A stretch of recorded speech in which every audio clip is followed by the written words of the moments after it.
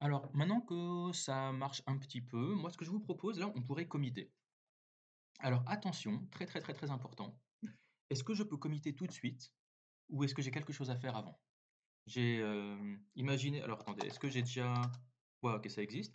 Alors, est-ce que je vais stager tout ça? Est-ce que je vais faire un git add all maintenant et git commit maintenant?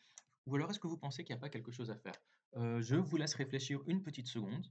Mettez la vidéo en pause si vous voulez. Ok. Ok. Si vous n'avez pas trouvé la réponse, je vais vous donner un indice. Il y a quelques semaines, quand j'ai fait une vidéo, je vous ai dit, on commit toujours du code propre. Donc, je vous le retourne, je vous laisse regarder à nouveau là, ce code-là. Est-ce qu'il y a quelque chose qu'on pourrait améliorer? Quelque chose qu'on ne pourrait pas pusher? Je vous laisse 2 secondes. Il y a 2 lignes que j'aime pas. 3 lignes que j'aime pas. Je vous laisse réfléchir 3 secondes. Mettez la vidéo en pause. Bon, si vous êtes là, j'espère que vous avez trouvé. Vous voyez que là, j'ai des console logs. Là, j'ai un console log en ligne 6, j'en ai un autre en ligne 8 et un autre en ligne 16. Est-ce qu'on a besoin de ces console logs? Non, on les utilise uniquement pour nous. Donc, c'est une bonne pratique, on ne commit jamais les console logs. C'est vraiment sale de committer des console logs. Les console logs, ce sont des traits de construction, euh, mais quand vous pushez du code, il doit être propre. Donc, ce qu'on va faire, on va retirer tous ces console logs et après, on pourra pusher. Voilà. Donc maintenant, on va faire, allez hop, get data, on l'appelle, voilà, et on va pusher. Voilà. N'oubliez pas, c'est une très bonne pratique de ne jamais pusher de console log. Ok, très bien. Maintenant, on va continuer. Alors, le texte, bon, ben, on voulait pas un super canard, on s'en fout de ça. Nous, ce qu'on voudrait plutôt, c'est... alors déjà, je pense que ce const item, je vais le mettre un peu plus haut. Ce sera un peu, voilà. Et puis, voilà. Vous voyez que, voilà, donc j'ai des items là. Là, on va fabriquer un encore. Et puis là, ensuite, on va le rajouter. Bon, bah, moi, je pense que tout ça, on pourrait encore le mettre dans des... on pourrait encore le mettre dans une fonction. Donc, par exemple, eh ben, on va, là, ce encore, là, eh ben, je vais faire une fonction qui s'appelle make encore. On y va. Et puis, je vais mettre tout ça dedans. Hop, make encore. Voilà. Et, ah, par contre, et oui, il veut qu'on lui passe image URL. D'accord. Il veut qu'on lui passe l'image URL. Oui, là, il me dit image URL, je suis dans une fonction, j'ai pas accès à l'image URL qui est dans l'autre fonction. Bon, eh bien, dans ces cas-là, ce qu'on peut faire, c'est qu'on peut lui dire très bien on peut lui dire à make encore qu'il peut recevoir une URL. Ok. Euh, alors attendez, déjà, où est-ce qu'on était? Donc image URL, const items qui est là. Donc là, je pourrais très bien lui dire make encore. Voilà, je l'appelle. Par contre, là, quand je l'appelle, je pourrais très bien lui passer une URL. Je pourrais lui dire, voilà, cette image URL, eh bien, on va lui donner à make encore. Et donc, make encore, quand elle récupère l'URL, eh bien, elle va prendre l'URL et le mettre dans le href. Là, à nouveau, j'ai fait exprès d'appeler ça URL. C'est différent de image URL pour vous montrer qu'on s'en fiche. Le nom là de ces variables est local, donc on s'en fiche. Ok, très bien. Et puis ça, pareil, on pourrait le mettre à l'intérieur d'une fonction qui s'appellerait append children, par exemple. On pourrait dire fonction append children.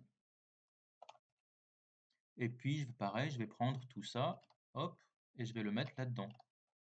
Par contre, il me dit, ah, c'est quoi items? Avant, je savais ce que c'était. Ah, d'accord. Et là, le items, il est là. Moi, je pense que je peux prendre le items et le mettre dans append children. Voilà, on est bien.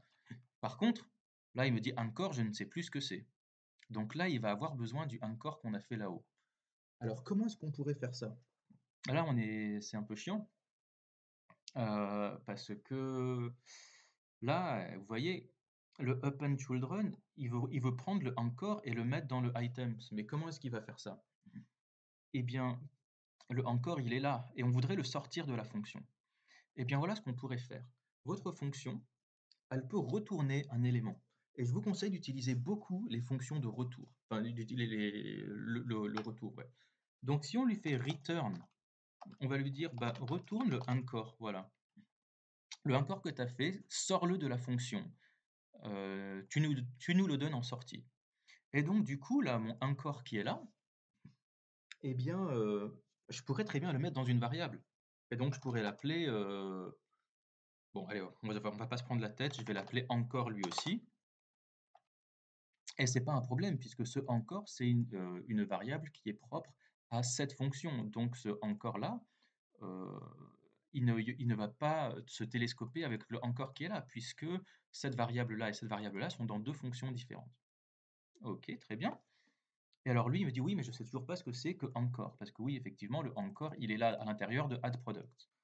Alors, hem, eh bien, quand on lui dit, append, on va lui dire, append children et puis on va lui passer, le encore et puis lui, on lui dit: «Tu vas recevoir, allez, encore». Voilà. Donc voilà ce qui se passe maintenant. Là, j'ai modifié mon code là pour aller, faire, voilà. Regardez comment ça se passe. D'abord, il fetch des données. Une fois qu'il les a, il va les passer à add product. Add product, il récupère les données, il récupère l'image d'URL du premier gars, puis, il va, appeler la fonction make encore avec cette image URL. Donc ça veut dire qu'il va fabriquer ce encore. Une fois qu'il a le résultat, il le met dans cette variable qui s'appelle encore et ensuite il la passe à append children. Append children, c'est lui qui va, prendre, l'élément qu'on lui a envoyé, aller chercher items et s'il trouve items, il lui rajoute le encore qu'on lui a donné. Voilà. Alors j'espère que je vous ai pas trop perdu, mais voyons voir si ça marche. Alors, ah oui, alors là, le problème maintenant, c'est que, il y a mon encore, il est bien là, mais en fait, il a plus de texte. Si, du coup, on le voit pas. Je suis sûr que si on le regarde là-dedans, items, voilà. Vous voyez que j'ai bien un href qui est là, c'est juste qu'il est invisible. Donc, voilà. Bon, très bien. J'espère que je vous ai pas perdu. Vous avez pas besoin de faire des trucs, voilà, aussi, voilà, vous avez pas besoin de faire autant de fonctions. Mais moi, je vous conseille vraiment de faire un tas de petites fonctions qui prennent juste 3-4 lignes chacune.